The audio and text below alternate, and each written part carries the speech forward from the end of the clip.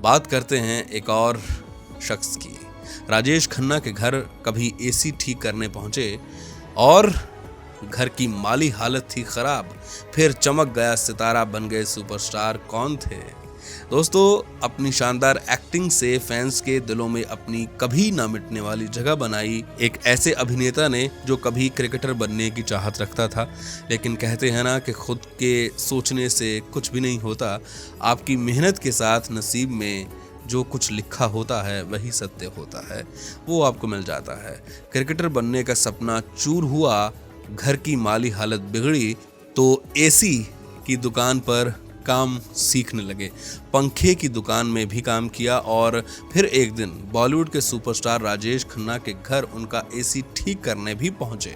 लेकिन फिर इस स्टार की किस्मत का सितारा चमका और वह सुपरस्टार बन गया। मैं बात कर रहा हूं चुनिंदा स्टार्स की लिस्ट में शुमार वो स्टार जिन्होंने न सिर्फ बॉलीवुड बल्कि हॉलीवुड में भी अपनी एक्टिंग का हुनर दिखाया, अपनी छाप छोड़ी, जिनको लोग इरफान खान नाम से पुकारते हैं।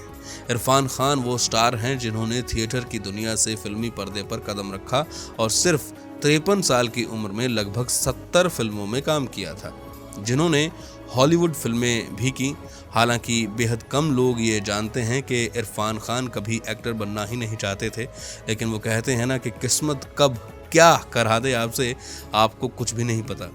इरफान खान के साथ भी ऐसा ही कुछ हुआ। उनके परिवार की माली हालत कुछ ज़्यादा बेहतर थी नहीं, इसलिए वह एसी रिपेयरिंग की शॉप पर काम करने लगे थे।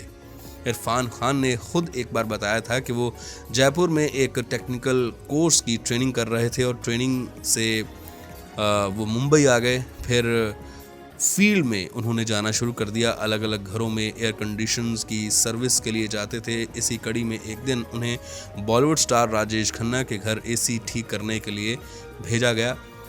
कहते हैं कि मुझे अभी भी याद है कि बाई ने जिस तरह दरवाज़ा खोला था, उन्होंने कहा कौन? मैंने कहा एसी वाला, और उन्होंने कहा आइए। इस तरह घर में जाना हुआ था।